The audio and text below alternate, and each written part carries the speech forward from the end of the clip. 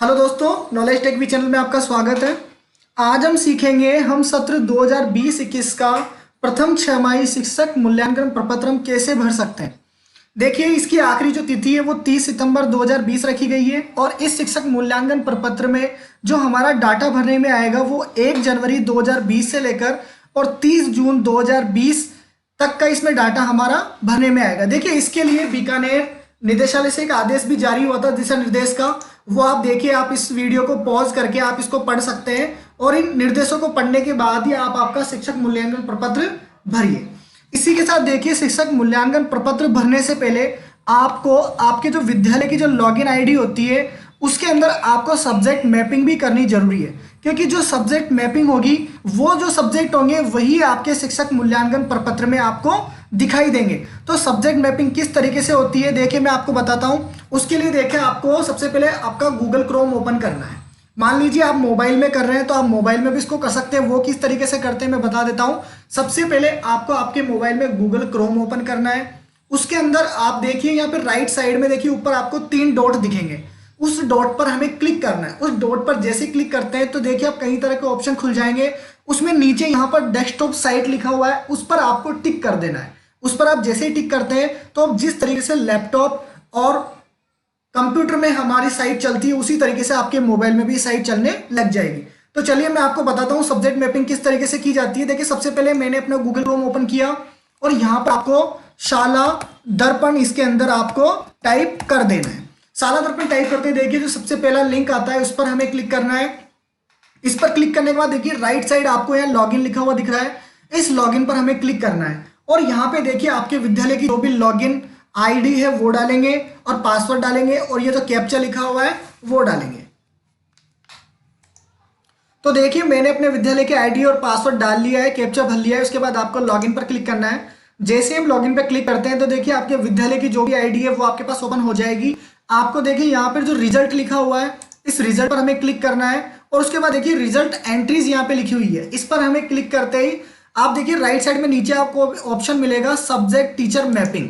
इस पर हमें क्लिक करना है। इस पर जैसे हम क्लिक करते हैं तो देखिए यहाँ पे 19-20 लिखा हुआ है, इसको आप 19-20 ही रहने देना है। और क्लास आप मान लीजिए आप कौन सी कक्षा पढ़ाते हैं वो कक्षा आप यहाँ पर सेलेक्ट कर लीजिए। जैसे मान लीजिए हमें कक्षा 1 की सब्जेक्ट टीचर मैपिंग करनी है तो कक्षा 1 पे हम क्लिक करते हैं। सेक्शन आप ए चूज कर लीजिए और उसके बाद हम गो पर क्लिक कर देते हैं। तो जैसे हम गो पर क्लिक करते हैं देखिए इस तरह का इंटरफेस आपके पास आता है। अब देखिए कक्षा 1 में जो जो सब्जेक्ट चलती है उन पर आपको वर्किंग करना है। मान लीजिए कक्षा 1 में इनमें से कोई भी सब्जेक्ट नहीं चलती है तो आप उस पर NA लिख देंगे। लेकिन जैसे कक्षा 1 में हमारी हिंदी चलती है और इंग्लिश भी चलती है और मैथमेटिक्स भी चलती है, इन तीनों पर हमें वर्किंग पे क्लिक कर देना है। और देखिए अब हिंदी को कौन से टीचर पढ़ाते हैं सभी टीचर्स का यहाँ पे नाम आ जाएगा। जब आप क्लिक करेंगे तो उस टीचर पर नाम पर हमें क्लिक कर देना है। तो इसी तरह से देखिए आप जितनी भी आपकी क्लासें हैं उन सभी की आप सब्जेक्ट मैपिंग कर सकते हैं। सब्जेक्ट मैपिंग करने का फायदा यही है कि यही सब्जेक्ट आपको आपका जो शिक्षक मूल्यांकन प्रपत्र भरेंगे वहां पर आपको दिखाई देंगे। तो देखिए अब इसके बाद देखिए आप किस तरह से आप आपका शिक्षक मूल्यांकन प्रपत्र भर सकते हैं वो मैं आपको बताता हूं। इस वीडियो को आप बिना स्किप करे देखिए ताकि आपसे कोई भी स्टेप मिस ना हो और कोई गलती नहीं हो। इसके लिए देखिए आपको वापस से आपके शाला दर्पण टाइप करना है, ये पेज आ जाएगा। अब आपको लॉगिन पर क्लिक नहीं करना है क्योंकि ये आप पर्सनल भर रहे हो आपका खुद का। तो देखिए यहाँ जब हम थोड़ा सा नीचे आएंगे तो आपको यहाँ पे देखिए एक लिखा हुआ मिलेगा स्टाफ विंडो, इस पर हमें क्लिक करना है। इस पर जैसे ही हम क्लिक करते हैं तो देखिए ये इंटरफेस आता है। यहाँ पर आप राइट साइड ऊपर देखिए स्टाफ लॉगिन यहाँ पे लिखा हुआ है। अब देखिए यहाँ पर आपको आपकी व्यक्तिगत जो आईडी है वो यहाँ पर डालनी है, जिससे आप CL वगैरह स्वीकृत करवाते हैं वो यहाँ पर आ जाएगी। आपकी आईडी आप यहाँ पे डालेंगे, उसका पासवर्ड आप डालेंगे और कैप्चा डालेंगे। तो मैं अपनी डिटेल भरता हूँ। तो देखिए मैंने अपनी आईडी और पासवर्ड यहाँ पे भर लिए हैं। उसके बाद हमें लॉगिन पर क्लिक करना है। हम जैसे ही लॉगिन पर क्लिक करते हैं तो उसके बाद देखिए आपकी जो साइट है वो ओपन हो जाएगी। तो ये देखिए लॉगिन करते ही हम हमारी पर्सनल आईडी में आ चुके हैं। अब देखिए आपको कहाँ पे क्लिक करना है। यहाँ पर आप देखिए लेफ्ट साइड आपको फॉर्म लिखा हुआ मिलेगा, इस फॉर्म पे हमें क्लिक करना है और यहाँ पर ये देखिए TF लिखा हुआ है। इस TF पे हमें क्लिक करते ही देखिए TF टीचर फॉर्मेट सेशन 2021, क्योंकि हम सेशन 2021 के लिए हमारा प्रथम छमाही भर रहे हैं तो हमें इस पर क्लिक कर देना है। इस पर हम जैसे ही क्लिक करते हैं देखिए आपका सबसे पहला पेज आ जाएगा।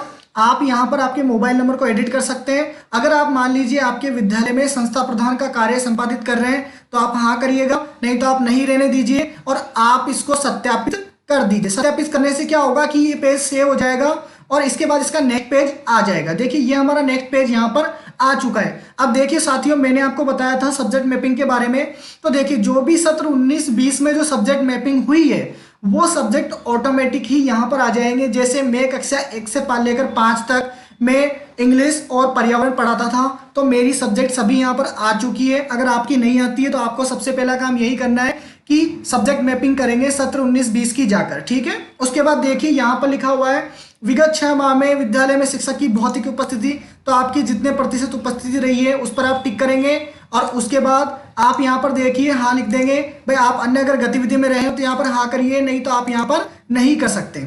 आप प्रतिनियुक्ति पे मान लीजिए किसी दूसरे विद्यालय में आप शैक्षिक गतिविधि की वजह से कोई प्रतिनियुक्ति पे रहे हैं तो यहाँ पे आप उतने दिन लिख सकते हैं। मान लीजिए अन्य कोई गैर शैक्षणिक कार्यों के लिए लगे हैं, जैसे भी बहुत सारे कोरोना में भी लगे हुए थे, इलेक्शन में काफ़ी टाइम से लगे हुए हैं, तो उनका आप यहाँ पर लिख सकते हैं अगर उस सेशन में हुआ है तो। उसके बाद देखिए ये ऑप्शन यहाँ पर आया है, तो आपको देखिए यहाँ पर स्व मूल्यांकन नंबर अपने आप को देना है। अगर मान लीजिए एक आपको लगता है कि भाई आप में जो भी क्वालिटी है वो औसत से कम है तो आप 1 दीजिए, आपको लगता है औसत है तो आप 2 दीजिए, अगर आपको लगता है अच्छा है तो 3 और उत्कृष्ट के लिए 5 है, वो आपको रेटिंग इन वाले कॉलम में आपको देनी है। उसके हिसाब से देखिए यहाँ पर ऑटोमेटिक ग्रेडिंग आ जाएगी। अगर हम यहाँ पर क्लिक करते हैं तो यहाँ क्लिक नहीं होगा, यहाँ पर देखिए ये जो ग्रेडिंग आएगी जो आपके नियंत्रण अधिकारी आपको देंगे वो ग्रेडिंग ही यहाँ पर ऑटोमेटिक आ जाएगी और नियंत्रण अधिकारी इन पर टिक भी लगाएंगे और वही वाला अप्रूव होगा। तो मैं अपनी डिटेल इसमें भर लेता हूँ। तो ये देखिए मैंने अपनी इसके अंदर स्व मूल्यांकन अपनी डिटेल इसमें भर ली है। उसके बाद हमें सेव एंड नेक्स्ट पर क्लिक कर देना है। तो ये सेव होकर अब इसका जो नेक्स्ट पेज है ये देखिए यहाँ पर ऊपर लिखा हुआ आएगा डाटा अपडेट सक्सेसफुली। उसके बाद ये ऑटोमेटिकली हमें नेक्स्ट पेज के ऊपर लेके चला जाएगा। उसके बाद हमें क्या करना है, देखिए यहाँ पर देखिए आप पढ़ेंगे शिक्षक द्वारा शिक्षण कार्य को बेहतर बनाने में महसूस की जाने वाली चुनौतियाँ। किन्हीं 3 चुनौतियों को आपको मार्किंग देनी है। जैसे मान लीजिए आपको आपके विद्यालय में सबसे बड़ी कोई चुनौती लगती है तो जो सबसे बड़ी जो चुनौती लगती है उसको आपको 1 नंबर देना है। जैसे मान लीजिए बच्चों की अनियमितता को मैं 1 दे देता हूँ, मान लीजिए बच्चों का स्तर कमजोर होने को मैं 2 दे देता हूँ, तो और उसके बाद मान लीजिए गैर शैक्षणिक कार्य को हम 3 दे देते हैं। तो इस तरह से आपको केवल 3 ही नंबर यहाँ पर लिखने हैं। सबसे बड़ी चुनौती को आप 1 नंबर देंगे, उसके बाद उससे छोटी को आप 2 नंबर देंगे और उससे छोटी चुनौती को आप 3 नंबर देंगे। उसके बाद देखिए यहाँ पर भी उसी तरह से आपको मूल्यांकन करना है। शिक्षक द्वारा जिन प्रशिक्षणों की आवश्यकता महसूस हो रही है इनमें से आपको कौन से प्रशिक्षण की सबसे ज़्यादा मतलब वरीयता महसूस हो रही है कि हाँ मुझे ये इन प्रशिक्षण को लेना है। जैसे मान लीजिए शिक्षण कौशल का मुझे सबसे पहले लेना है। उसके बाद मान लीजिए मैं अपनी सब्जेक्ट का लेना चाहता हूँ तो इंग्लिश पे मैं 2 कर दूंगा और विद्यालय प्रबंधन पर मान लीजिए मुझे 3 लिख देता हूँ। तो अब इसके बाद हमें क्या करना है, वापस से आप देखिए शिक्षकों द्वारा स्वयं के कार्य में किया गया योगदान। आप विद्यालय में किसी भी तरह का योगदान करते हैं, वो किसी भी प्रकार का हो सकता है। मान लीजिए आप विद्यालय के भौतिक विकास में आपका कोई योगदान है, सह शैक्षिक गतिविधियों में कोई योगदान है, तो आप इस पर टिक कर दीजिए। उसके बाद मान लीजिए आप कोरोना में भी कोविड प्रबंधन में आपकी ड्यूटी रही है तो आप इस पर टिक करके और इसको हम सेव एंड नेक्स्ट कर देंगे और वापस से देखिए ऊपर डाटा सेव सक्सेसफुली यहाँ पर लिखा आ चुका है। उसके बाद देखिए आपकी ट्रेनिंग 1 जनवरी 2020 से लेकर और 30 जून 2020 के बाद में अगर आपने कोई भी ट्रेनिंग की है तो आप उसको यहाँ पर लिख सकते हैं। प्रशिक्षण कार्यशाला का नाम मान लीजिए यहाँ पर है तो ठीक है, नहीं तो आप अन्य लिखकर और यहाँ पर निष्ठा वगैरह जैसी ट्रेनिंग पहले हुई थी, मान लीजिए अगर किसी ने कोई भी ट्रेनिंग की है इस टाइम पीरियड में तो उसकी डिटेल आप यहाँ पर लिख सकते हैं। उसके बाद देखिए अगर आपने कोई कंप्यूटर प्रशिक्षण प्राप्त किया है तो आप इसमें यस लिखेंगे, नहीं तो आप इसमें नो लिख देंगे। उसके बाद देखिए एक और पॉइंट यहाँ पे है कि कृपया पाठ्य पुस्तक प्रशिक्षण एवं विभागीय प्रशासन की कार्यशैली के संबंध में अपने कार्य निष्पादन को नीचे दिए गए मापदंड के अनुसार अपनी राय 1 से 5 रेटिंग दे।